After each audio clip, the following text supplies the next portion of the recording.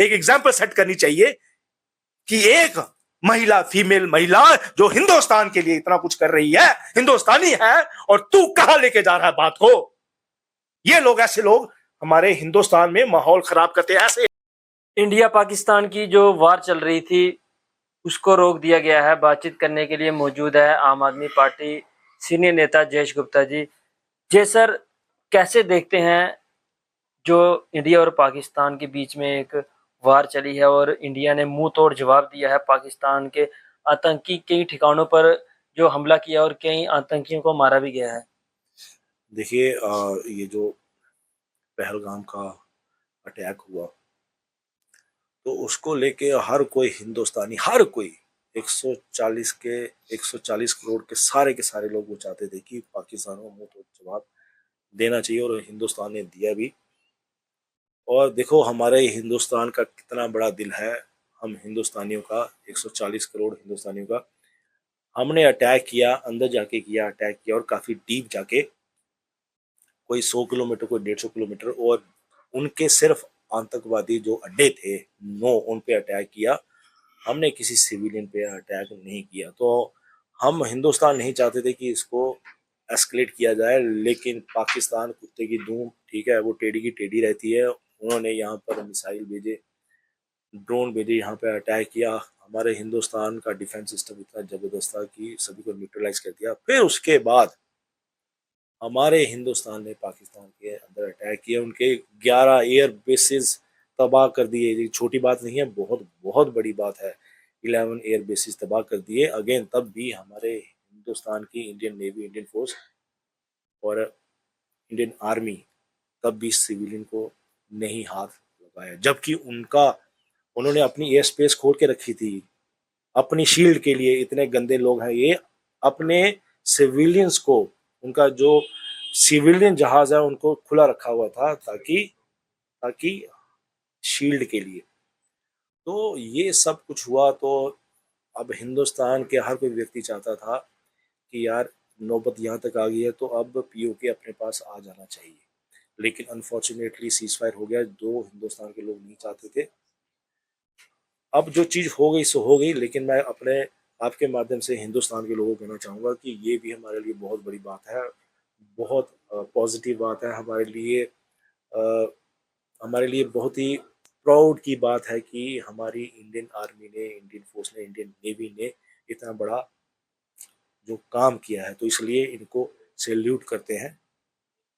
जय sir, colonel Sophia Qureshi, उनका इस पूरी जंग में अहम रोल रहा है, जहां पर पूरा देश उनको सल्यूट कर रहा है, सलाम पेश कर रहा है, लेकिन भाजपा के एक नेता का बयान आता है उनके खिलाफ, तो क्या कहना चाहेंगे आप? देखिए, सोफिया कुरैशी, पहले तो मैं ऐसी जो ऑफिसर हैं इनको सैल्यूट करता हूँ दिल की गहराइयों से। मैं क्या, हर कोई हिंदुस्तानी, 140 करोड़ जो हिंदुस्तानी उनको सैल्यूट करते हैं। क्यों करते हैं? क्योंकि उन्होंने पता नहीं कितने सैक्रिफाइसेस, कितनी मुश्किल देखी होगी, फिर एक ऑफिसर बनी। उसके बाद कई ऑपरेशन में उनका हाथ रहा होगा। अभी सिंदूर ऑपरेशन में उनका एक बड़ी अहम भूमिका थी। तो मैंने जब बयान सुना उस मंत्री का, गंदे आदमी का, मैं बोलूंगा कि गंदे आदमी का, जब मैंने बयान सुना, तो मैं आपके माध्यम से उसको कहना चाहूंगा, तेरे को शर्म नहीं आई? तेरे को, तू मंत्री का पीएन बनने के लायक नहीं है। हाउ डेयर यू टू से लाइक दिस, बदतमीज आदमी। आपके माध्यम से मैं कहना चाहूंगा, हमारे हिंदुस्तान की लीडरशिप को कहना चाहूंगा कि ऐसे लोगों को दफा करो। हिंदुस्तान में नहीं रखना है आपको, तो मंत्रीशिप तो निकालनी है, हिंदुस्तान में मत रखो, आपको बाहर निकाल दो इनको। एक एग्जाम्पल सेट करनी चाहिए कि एक महिला, फीमेल महिला जो हिंदुस्तान के लिए इतना कुछ कर रही है, हिंदुस्तानी है, और तू कहां लेके जा रहा है बात को। ये लोग, ऐसे लोग हमारे हिंदुस्तान में माहौल खराब करते हैं, ऐसे गंदे लोगों की वजह से। और मैं कहता हूं, हमारे हिंदुस्तान में जो भी गंदा आदमी है, जो ऐसे माहौल खराब करता है, चाहे कहीं का भी हो, उनके लिए पनिशमेंट जबरदस्त होनी चाहिए। They should be thrown out of the country. गंदे आदमी है ये लोग। सर, जब ये बयान कर्नल सोफिया कुरैशी तक पहुंचा होगा, उनके दिल पर क्या बीत रहेगी इस वक्त कि मैंने मैंने अपनी जिंदगी दांव पर लगाकर मैंने दुश्मन का सामना किया और फिर बाद में ये उनको सुनना पड़ता है। देखिए, मैं कहूँ, जब मैंने सुना था, मेरे को खुद इतना अफसोस हुआ, खुद इतना अफसोस हुआ, और मैं कल्पना कर सकता हूँ कि उनको कितना अफसोस हुआ होगा, कितना अफसोस हुआ होगा। लेकिन at the same time I am damn sure उनका जो दिल है ना, बहुत बड़ा है, बहुत बड़ा है। जिन्होंने जिन्होंने हिंदुस्तान के लिए ऐसे कारनामे किए, उनका दिल बहुत बड़ा है। तो बस यही कहूंगा कि ऐसे लोग बड़े गंदे लोग हैं। गंदे लोगों को आइडेंटिफाई करो, उनको निठा दो, उनको बिठा दो कहीं जहाज पे जो सीधा नर्क की तरफ जाता हो। सर एक वाकया और, कारी मोहम्मद इकबाल, उनको भी दिखाया गया कि ये पाकिस्तानी टेररिस्ट हैं, और फिर बाद में क्लैरिफाई जब किया तो वो तो नहीं निकले, लेकिन पहले ऐसे चला दिया काफी मीडिया चैनल ने। देखिए, वो गलत बात है। ऐसी कोई भी आपको न्यूज नहीं चलानी चाहिए जिससे किसी की फीलिंग को हर्ट हो। That is very very bad. एक नेशनलिस्ट आदमी है और आपने न्यूज चला दी। पहले तो मैं कहता हूँ जो ऐसी न्यूज चलाते हैं उनको दंडित करना चाहिए। उनके लिए भी एक एग्जाम्पल सेट करो कि भैया आपको ऐसी ऐसी न्यूज नहीं चलानी है। आप सोचो उस परिवार पे क्या बीती है, क्या बीती होगी जब आप ऐसी न्यूज चला रहे हैं।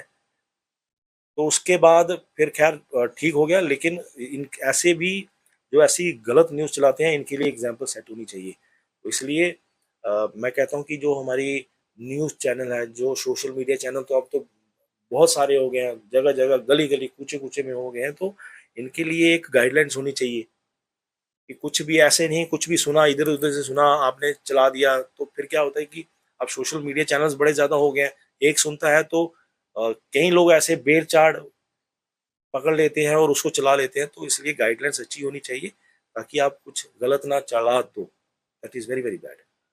रजौरी पुंछ में काफी जो लोग हैं, लोगों का इतना नुकसान हुआ है, घर उजड़ गए हैं लोगों के, काफी दिक्कतें आ रही हैं। तो किस तरह से देखते हैं, क्या एडमिनिस्ट्रेशन से क्या अपील करना चाहेंगे उन लोगों की ज्यादा से ज्यादा मदद की जाए? देखिए, ये जो हुआ है सिविलियंस की मृत्यु हो गई है, कुछ शहीद हो गए हैं और कईयों का नुकसान हुआ है।